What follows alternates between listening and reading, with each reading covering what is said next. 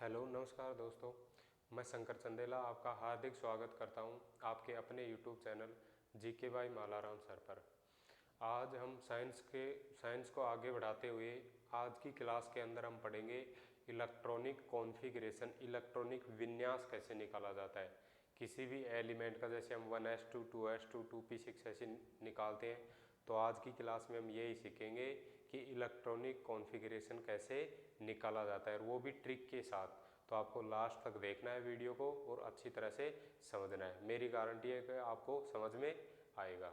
तो आज की क्लास में हम पढ़ेंगे इलेक्ट्रॉनिक कॉन्फ़िगरेशन। देखो सामने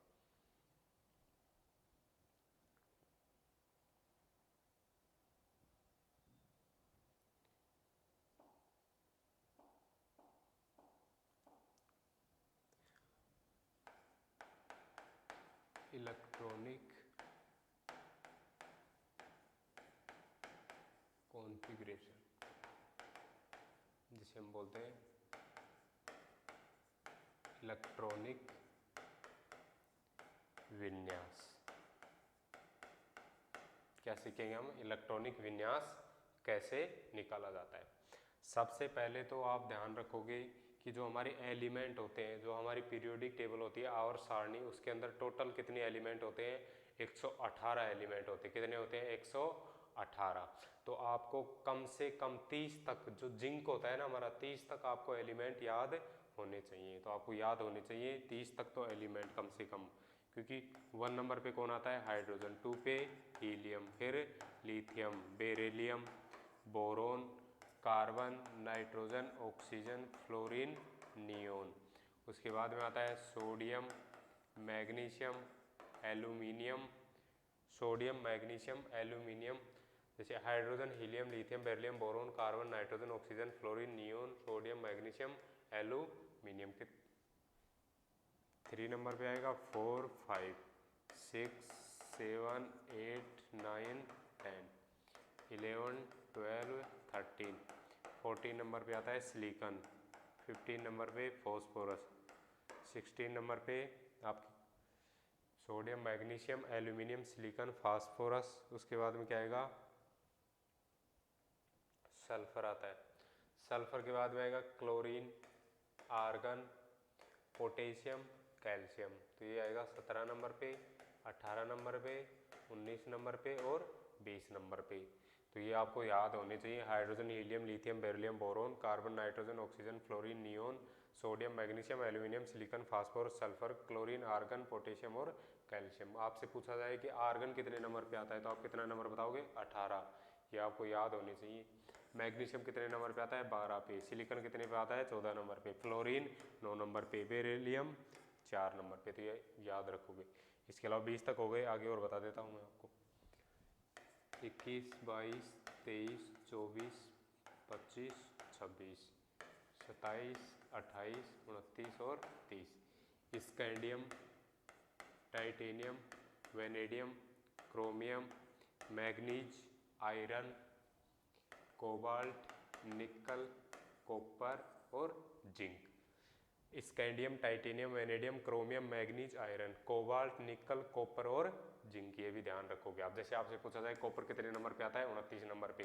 क्रोमियम कितने नंबर पे आता है? 24 नंबर पे। वेनेडियम 23 नंबर पे। कोबाल्ट 27 नंबर पे। ये आपको याद होने चाहिए कम से कम 30 तक, तभी क्या निकाल पाएंगे हम इनका इलेक्ट्रॉनिक कॉन्फ़िगरेशन। देखो, इसके बाद में आप ध्यान रखोगे, आपको ट्रिक ध्यान रखनी है। जैसे आप बनाओगे 1s, उसके बाद में 2s, उसके बाद में 3s, फिर 4s, फिर क्या बनाओगे? 5s। नीचे भी होते हैं लेकिन आपको 5 तक काफ़ी है। 1s के सामने आपको कुछ नहीं लिखना। आ रही है बात समझ में? 1s के सामने कुछ नहीं लिखोगे। 2s के सामने क्या लिखोगे? 2p। 3s के सामने 3p। 4s के सामने 4p। 5s के सामने क्या लिखोगे? 5p। अब आपको 2p के सामने कुछ नहीं लिखना है। 2p से नीचे 3 के आगे लिखोगे 3d, आगे 4p के आगे 4d, 5p के आगे 5d लिखोगे। अब 3d के सामने आपको कुछ नहीं लिखना। अब 4d है, उसके आगे क्या लिखोगे? 4f, आगे क्या लिखोगे? 5f। तो आप ध्यान रखोगे, सबसे पहले आपको 1s, 2s, 3s, 4s, 5s लिखना है। फिर 1s के सामने कुछ नहीं लिखना आपको, 2s के सामने लिखोगे 2p, फिर 3p, 4p, 5p। फिर 2p के सामने आपको कुछ नहीं लिखना, 3p के सामने क्या लिखोगे 3d, 4d, 5d। फिर 3d के सामने आपको कुछ नहीं लिखना, 4d के सामने क्या लिखोगे 4f और 5f। अब आपको क्या करना है, सबसे पहले आपको इलेक्ट्रॉन बनने हैं 1s के अंदर। किसमें भरोगे, 1s के अंदर इलेक्ट्रॉन भरे जाते हैं। फिर 2s, फिर 2s से वापस कहाँ से लेके आओगे 2p, 3s, फिर 3p, 4s, 3d, 4p, 5s। तो आप ध्यान रखोगे सबसे पहले इलेक्ट्रॉन 1s में, फिर 2s में, फिर 2p, फिर 3s, 3p, 4s, 3d, 4p और 5s। ये ट्रिक ध्यान रखोगे आप, ध्यान रखोगे ट्रिक। इसके अलावा मैं आपको बता देता हूँ, देखो सामने एक तो होता है हमारे पास s कक्षक, s ऑर्बिटल, एक होता है हमारे पास p कक्षक, एक होता है हमारे पास d कक्षक, और एक हमारे पास होता है f कक्षक।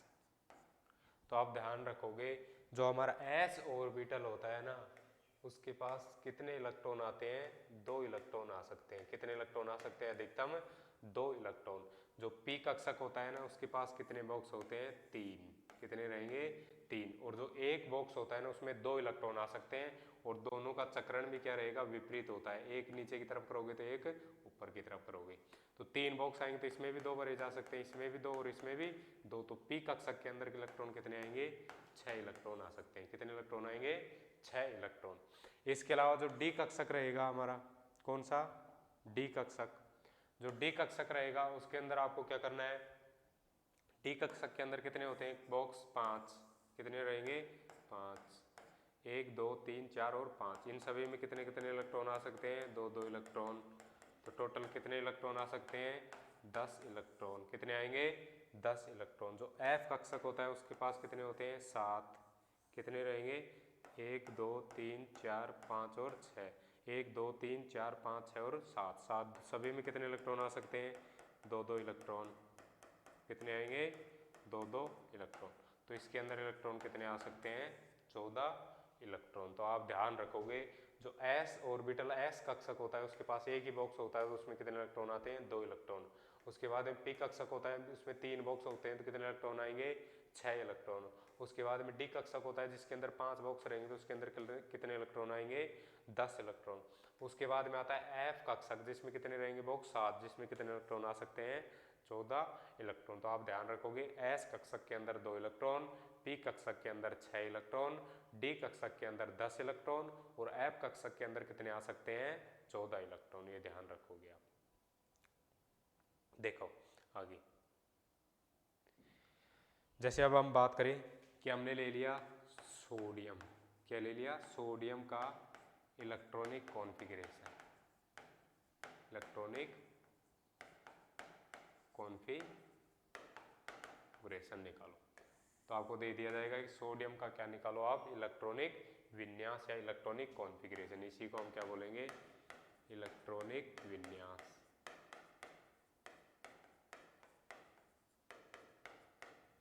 तो अब आपको ध्यान रखना है, हमने अभी देखा है सबसे पहले किस में भरेंगे हम, 1s के अंदर। मैं नीचे लिख देता हूँ,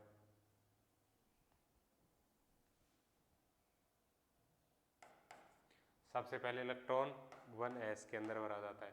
फिर उसके बाद में 2s में, 2s के बाद में किसका नंबर आएगा, 2p। ऐसे स्टार्ट करना है आपको, 1s 2s 2p 3s, ऐसे मत कर देना 1s 2s 2p 3s फिर 4s 4p कर दो आप।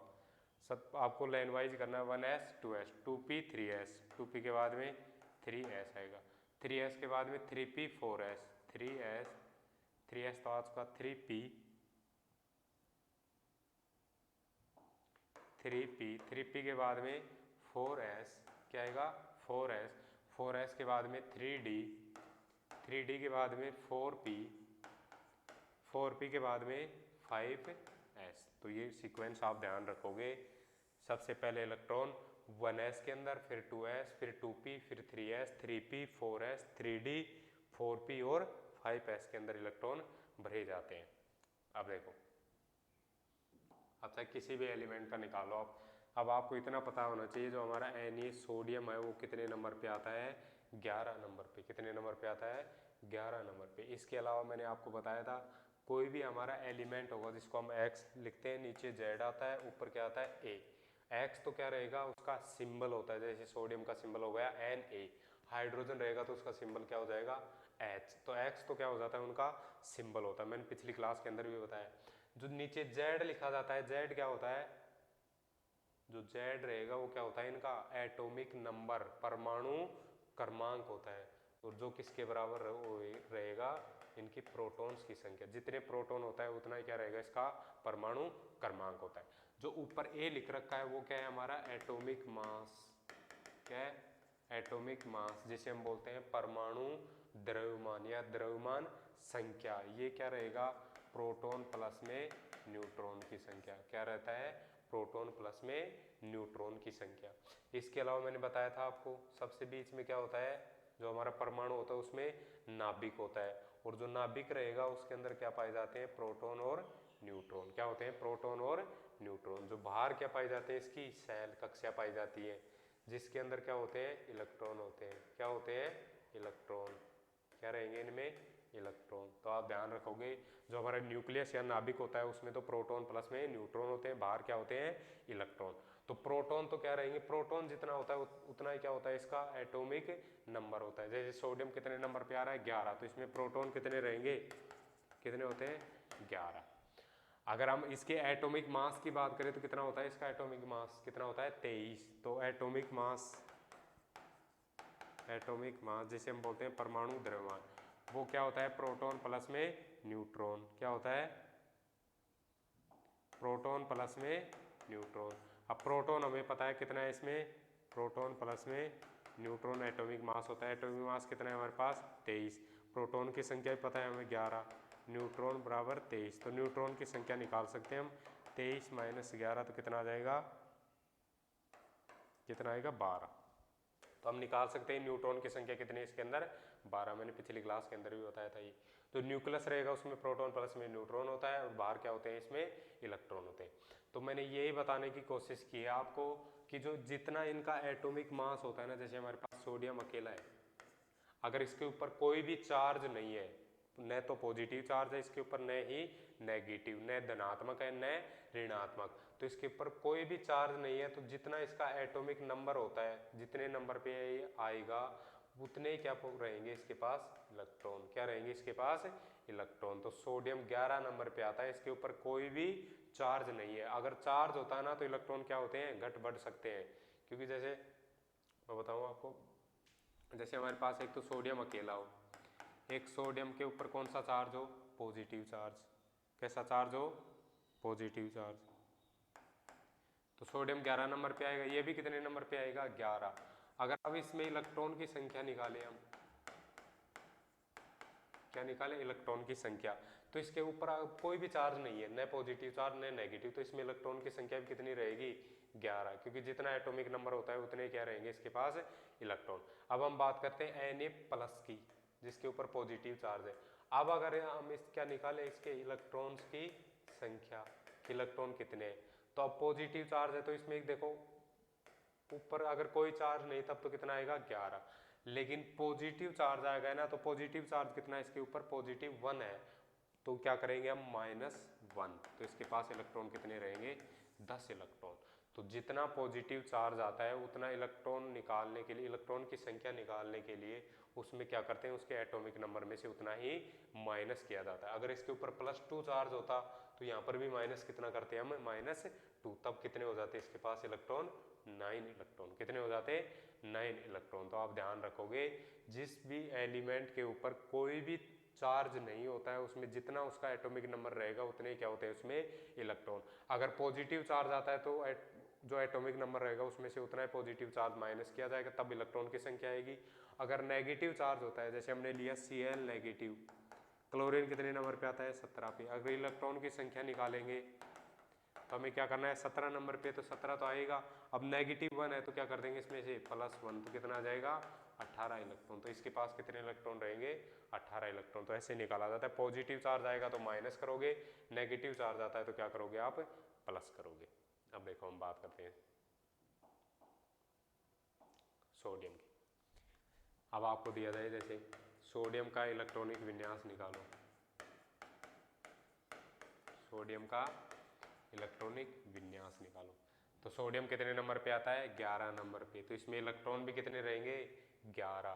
और उस ट्रिक से मैंने बताया था आपको, यहाँ भी लिख देता हूँ मैं, 1s 2s 3s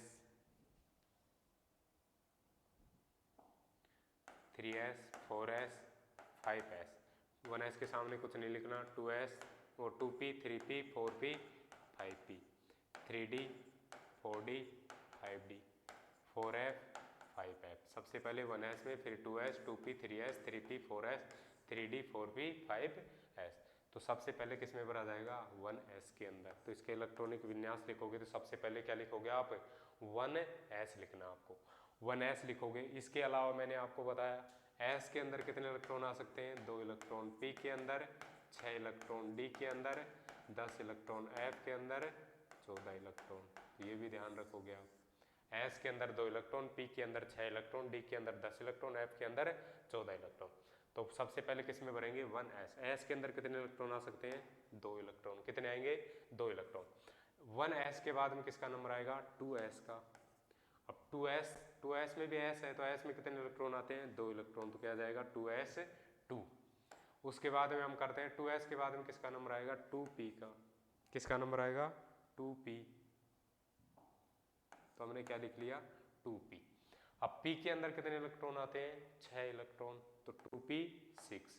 उसके बाद में 2p के बाद में किसका नंबर आता है? 3s का। किसका नंबर आता है? 3s का। अब देखो सामने सोडियम 11 नंबर पे है, तो इसके पास कोई भी चार्ज नहीं है, तो इसके पास इलेक्ट्रॉन भी कितने हैं? 11 इलेक्ट्रॉन।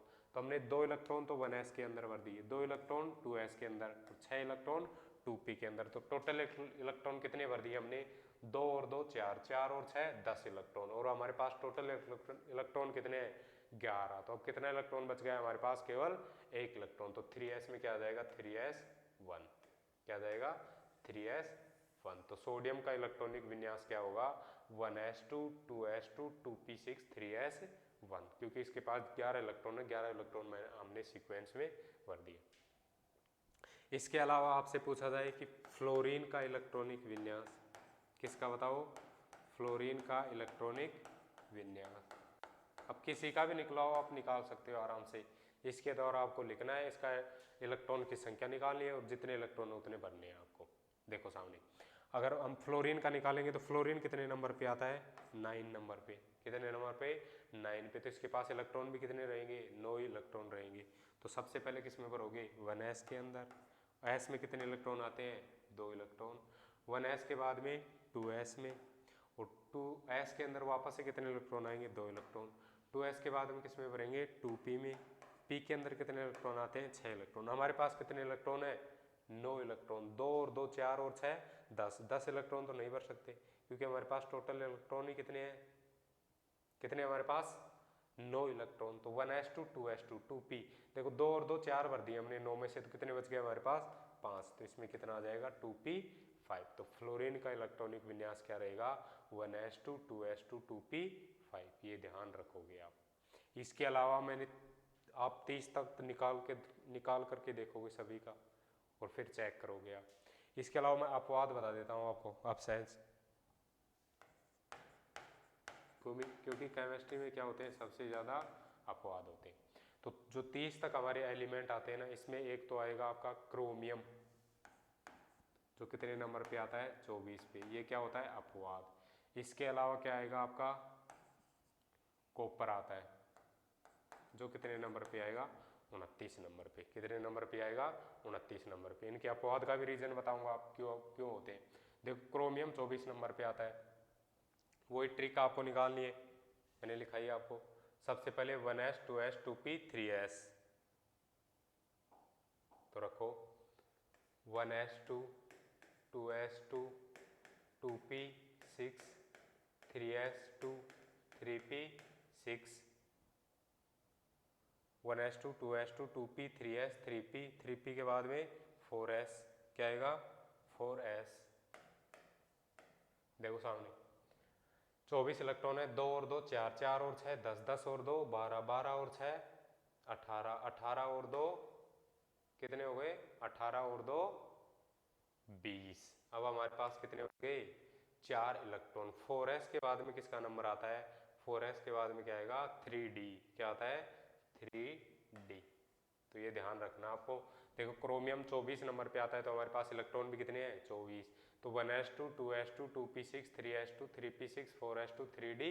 अब देखो 2 और 2 4 इलेक्ट्रॉन भर दिए हमने 6 4 और 6 10 10 और 2 12 12 और 6 18 18 और 2 20। अब हमारे पास 24 इलेक्ट्रॉन है 20 हमने भर दिए तो कितने इलेक्ट्रॉन बच गए हमारे पास 4। तो अब यहाँ पर क्या आना चाहिए 4। तो आपका इलेक्ट्रॉनिक विन्यास हो गया 4s2 3d 4। लेकिन ये इलेक्ट्रॉनिक विन्यास क्या होता है गलत होता है। क्या होता है गलत। उसका रीजन बताऊंगा क्यों होता है। एक बार आप किसका निकालते हैं हम कॉपर का और निकाल लेते हैं। वही सेम आएगा 1s2 2s2 2p6 3s2 3p6 4s2 3d। देखो सामने अब 2 और 2 4 4 और 6 10 10 और 2 12 12 और 6 18 18 और 2 20 20 भर दिया हमने। कितने बच गए हमारे पास 9। तो इसमें कितना आ जाएगा 3d 9 क्योंकि d के अंदर कितने इलेक्ट्रॉन आ सकते हैं 10 इलेक्ट्रॉन के आ जाएगा 3d 9। तो ये इलेक्ट्रॉनिक कॉन्फ़िगरेशन हो जाएगा। लेकिन ये भी क्या रहेगा इसका गलत होता है। क्या होता है गलत। अब देखो सामने क्यों होते हैं। एक तो होता है जो हमारे कक्षक होते हैं ना, एक तो होता है कंप्लीट फील्ड पूर्ण भरा हुआ कक्षक।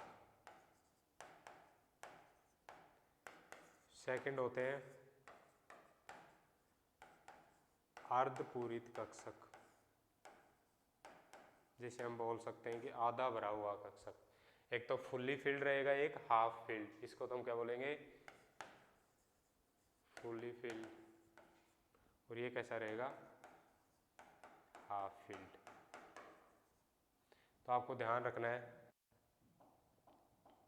देखो जो हमारे कक्षक होते हैं ना, जो एक तो पूर्ण भरा रहेगा फुल फिल्ड रहेगा वो क्या होते हैं ज़्यादा स्टेबल। या फिर कैसा रहेगा जो अर्धपूरित जो हाफ फिल्ड होता है आधा भरा हुआ होता है वो दोनों ही क्या होते हैं स्टेबल। ये भी कैसा रहेगा स्टेबल होता है स्थायी रहेगा। इसके अलावा अगर आधा भरा रहेगा तो भी कैसा रहेगा स्टेबल रहेगा स्थायी रहेगा। जो पूर्ण भरा हुआ कंप्लीट भरा हुआ कक्षक होता है वो भी कैसा रहेगा स्थायी होता है स्टेबल होता है। या फिर अर्धपूरी जो आधा भरा कक्षक होता है वो भी क्या होता है स्टेबल या स्थायी होता है। जैसे मैं बात करूँ आधा भरा और पूर्ण भरा कैसे, जैसे हमारे पास एस कक्षक आता है एक ही बॉक्स आएगा जिसके अंदर कितने इलेक्ट्रॉन आते हैं 2 इलेक्ट्रॉन। अगर 2 इलेक्ट्रॉन आ जाएंगे तो ये कंप्लीट फुल फिल हो जाएगा। तो 2 इलेक्ट्रॉन रहेंगे तो भी स्टेबल रहेगा। या फिर क्या रहे इसके पास केवल और केवल 1 इलेक्ट्रॉन रहे 1 इलेक्ट्रॉन तब भी कैसा रहेगा ये तब क्या रहेगा अर्धपूरी तब भी क्या रहेगा ये स्थायी। अगर हम पी की बात करें पी कक्षक में 3 बॉक्स आएंगे। हाफ फील्ड की बात करें तो हम कितने इलेक्ट्रॉन आ जाए इसमें 3 इलेक्ट्रॉन क्योंकि 3 के अंदर 6 इलेक्ट्रॉन आते हैं तो 3 आ जाएंगे तो कैसा हो जाएगा अर्धपूरित कक्षक। ये भी कैसा रहेगा स्टेबल होता है स्टेबल। अगर इसकी बात करें हम हाफ फील्ड के अलावा कैसा रहे ये फुल फील्ड पी के अंदर 3 इलेक्ट्रॉन इसमें भी 2 इसमें भी 2 और इसमें भी 2। अब कितने इलेक्ट्रॉन हो गए 6 इलेक्ट्रॉन। अगर इसके पास 3 इलेक्ट्रॉन पी कक्षक में 3 इलेक्ट्रॉन रहेंगे तब भी ये स्टेबल या स्थायी रहेगा। या फिर इसके पास 6 इलेक्ट्रॉन रहेंगे तब भी ये स्टेबल या स्थायी रहेगा। तो पूर्ण भरे हुए कक्षक या अर्धपूरित कक्षक क्या होते हैं स्थायी या स्टेबल होते हैं। ये ध्यान रखोगे। अब देखो सामने यहाँ तक कोई दिक्कत नहीं है। आप 1s2 2s2 2p6 3s2 3p6 4s यहाँ तक बात करते हैं 3d और 3p6 तक यहाँ तक कोई दिक्कत नहीं है आपने इलेक्ट्रॉन भर लिया। लेकिन आगे देखो आप 4s2 s जो यहाँ पर 4s है s के पास एक ही बॉक्स होता है उसमें 2 इलेक्ट्रॉन आते हैं तो 4s2 इसमें 2 इलेक्ट्रॉन है तो ये कैसा रहेगा स्टेबल है इसमें कोई दिक्कत नहीं है। लेकिन आगे हम बात करते हैं 3d की। जो d होता है ना d के अंदर 5 बॉक्स आते हैं कितने इलेक्ट्रॉन आते हैं 10 इलेक्ट्रॉन आते हैं। इसमें कितने आएंगे 10 इलेक्ट्रॉन। लेकिन 10 इलेक्ट्रॉन आते हैं तो या तो इसके पास 10 इलेक्ट्रॉन रहेंगे या फिर इसके पास कितने इलेक्ट्रॉन रहे 5 इलेक्ट्रॉन रहे तो क्या रहेगा स्थायी रहेगा। लेकिन इसके पास कितने इलेक्ट्रॉन है 4 इलेक्ट्रॉन। न तो इसके पास आधे इलेक्ट्रॉन है न ही ये कंप्लीट भरा हुआ है तो ये कैसा हो जाएगा अनस्टेबल अस्थायी हो जाएगा। तो अब देखो सामने हम क्या करते हैं कि 4s में से एक इलेक्ट्रॉन लेते हैं और किसको दे देते हैं 3d को। किसको देते हैं 3d को। अगर एक इलेक्ट्रॉन देंगे तो देखो क्या होगा, यहाँ पर तो 1s2 ही रहेगा, 2s2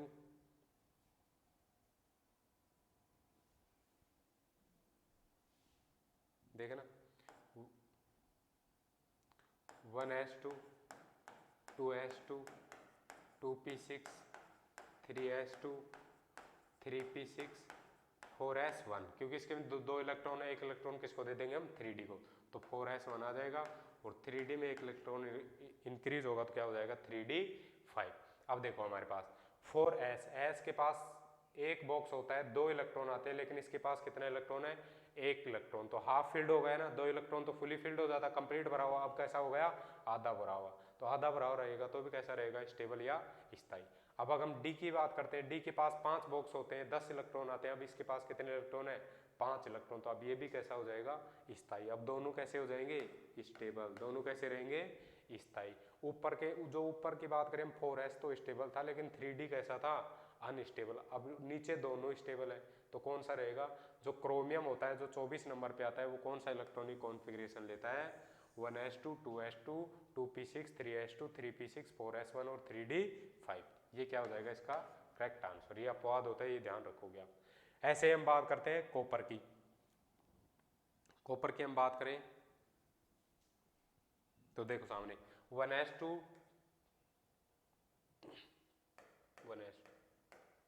2s2 2p6 3s2 3p6 4s2 3d9। अब देखो सामने 3p तक कोई दिक्कत नहीं है, इसमें बिल्कुल सही है।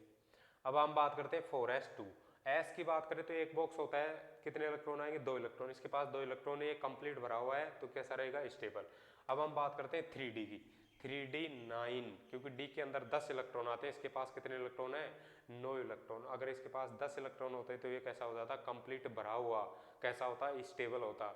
तो अब क्या करते हैं हम 4s में से क्या करेंगे, एक इलेक्ट्रॉन किसको दे देंगे 3d को, तो देखो क्या होगा 1s2 2s2 2p6 3s2 3p6 4s1 और 3d10। अब देख लो इन दोनों को, 4s, s के पास 2 इलेक्ट्रॉन आते हैं, इसके पास एक इलेक्ट्रॉन है तो कैसा हो जाएगा आधा भरा हुआ, कैसा रहेगा स्टेबल रहेगा। 3d, d के पास 10 इलेक्ट्रॉन आते हैं, इसके पास 10 इलेक्ट्रॉन है तो ये कैसा हो जाएगा कंप्लीट भरा हुआ, तो कैसा रहेगा स्टेबल। तो नीचे जो है 4s भी स्टेबल है 3d भी स्टेबल है। ऊपर 4s तो स्टेबल था लेकिन 3d स्टेबल नहीं था, तो इसका करेक्ट इलेक्ट्रॉनिक कॉन्फ़िगरेशन क्या आएगा कॉपर का नीचे वाला। मैंने समझा दिया आपको दोनों को रीजन, क्योंकि जो कंप्लीट भरा हुआ होता है या फिर आधा भरा हुआ कक्षक होता है वो क्या होते हैं स्टेबल या स्थायी होते हैं।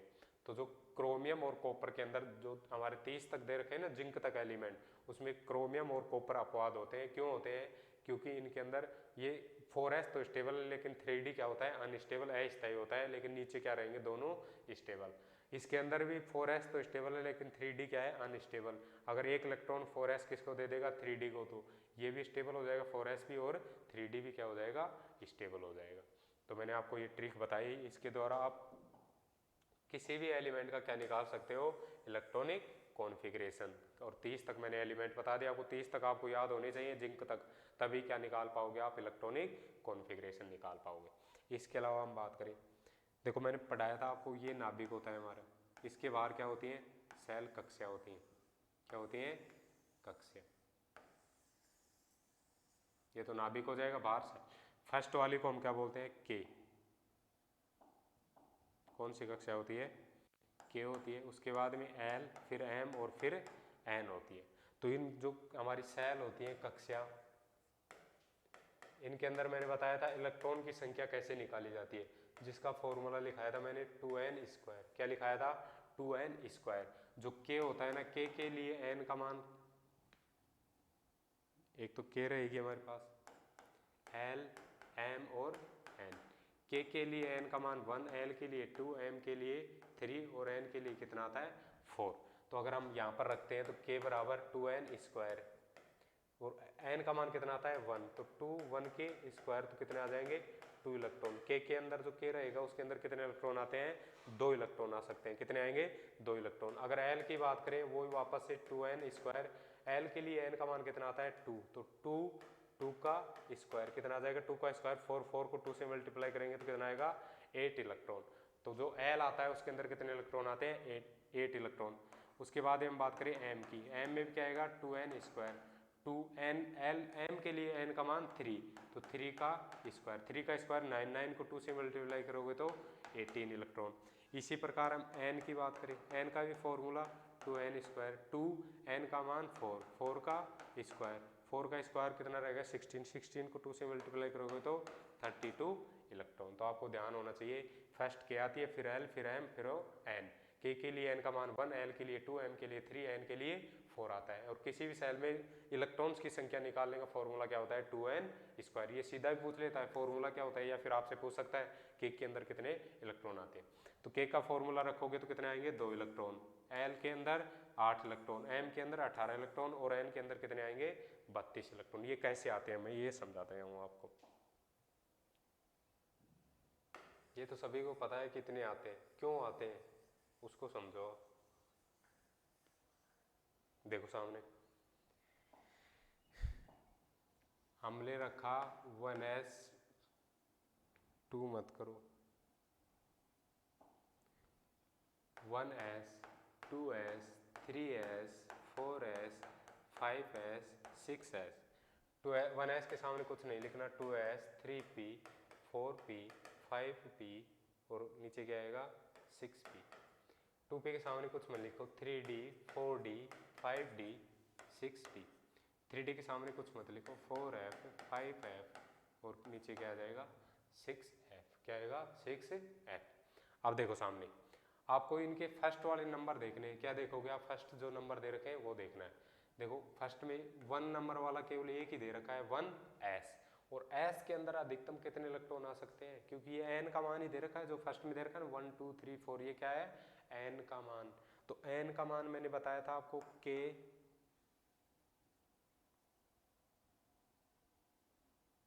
देखो मैंने अभी बताया आपको k, l, m और n। k के लिए n का मान 1, l के लिए 2, m के लिए 3 और n के लिए कितना होता है 4। अगर हम k के अंदर इलेक्ट्रॉन्स की संख्या निकालेंगे तो हम केवल और केवल कौन सा मान रखेंगे 1 मान वाला। 1 मान केवल किस में है 1s में। और s के अंदर मैंने बताया आपको वो s के अंदर 2 इलेक्ट्रॉन आते हैं, p के अंदर कितने आते हैं 6 इलेक्ट्रॉन, d के अंदर 10 इलेक्ट्रॉन और f के अंदर कितने आते हैं 14 इलेक्ट्रॉन। ये भी ध्यान रखोगे आप, s के पास 2 इलेक्ट्रॉन, p में 6 इलेक्ट्रॉन, d में 10 इलेक्ट्रॉन, f में 14 इलेक्ट्रॉन। तो 1 की बात करें तो s है, s के अंदर कितने इलेक्ट्रॉन आ सकते हैं 2 इलेक्ट्रॉन। तो k में कितने इलेक्ट्रॉन आ सकते हैं 2 इलेक्ट्रॉन। अगर हम l की बात करें, l में n का मान कितना आ सकता है 2, तो 2 का मान कितना दे रखा है हमें 2, यहाँ पर भी 2 है और यहाँ पर भी 2। तो एक तो s के अंदर है एक p के अंदर। s के अंदर कितने इलेक्ट्रॉन आ सकते हैं 2 इलेक्ट्रॉन, ऊपर लिख रखा।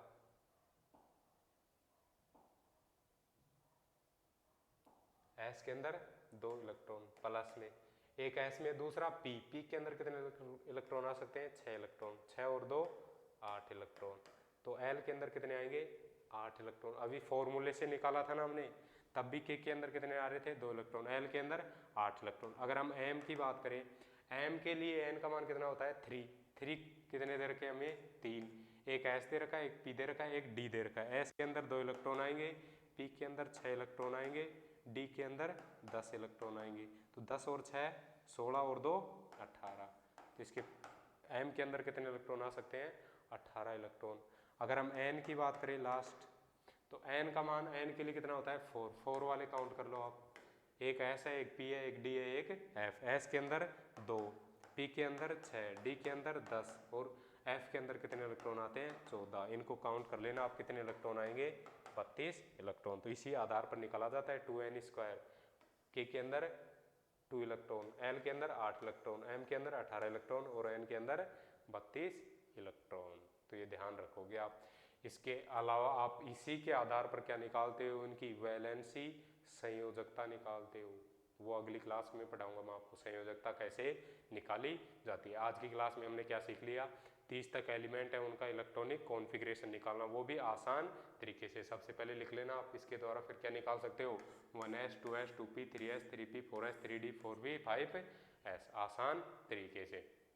इसके अलावा मैंने अपवाद भी बताया, एक तो क्या होता है क्रोमियम जो कितने नंबर पे आता है 24 नंबर पे, एक कॉपर होता है जो कितने नंबर पे आता है 29 नंबर पे, क्योंकि हाफ फील्ड और फुली फील्ड होते हैं, एक आधा भरा हुआ एक पूर्ण भरा हुआ जो कक्षक होते हैं वो क्या होते हैं स्थायी होते हैं। इसके अलावा मैंने बताया एस कक्षक के अंदर 2 इलेक्ट्रॉन आ सकते हैं, पी के अंदर 6 इलेक्ट्रॉन, डी के अंदर 10 इलेक्ट्रॉन और एफ के अंदर कितने इलेक्ट्रॉन आ सकते हैं 14 इलेक्ट्रॉन। इसके अलावा हमने जो नाभिक होता है उसके बाहर की सेल भी देखी, फर्स्ट के होती है, फिर एल, फिर एम, फिर एन। के अंदर इनके अंदर अधिकतम इलेक्ट्रॉन संख्या निकालने का फॉर्मूला होता है 2n²। इसके अलावा मैंने विद प्रूफ भी बता दिया कि के अंदर 2 इलेक्ट्रॉन, एल के अंदर 8, एम के अंदर 18 और एन के अंदर 32 इलेक्ट्रॉन क्यों आते हैं। तो ये क्लास आपको आई होप आपको अच्छी तरह से समझ में आई होगी। फिर भी अगर नहीं समझ में आती है तो आप दोबारा से देख सकते हो। फिर भी अगर कोई आपको कोई डाउट हो तो आप बेझिझक कमेंट बॉक्स के अंदर कमेंट कर सकते हो। और हमारा चैनल है GK बाय मालाराम सर, उसको आपको ज़्यादा से ज़्यादा शेयर करना है, लाइक करना है, सब्सक्राइब करना है। Thank you.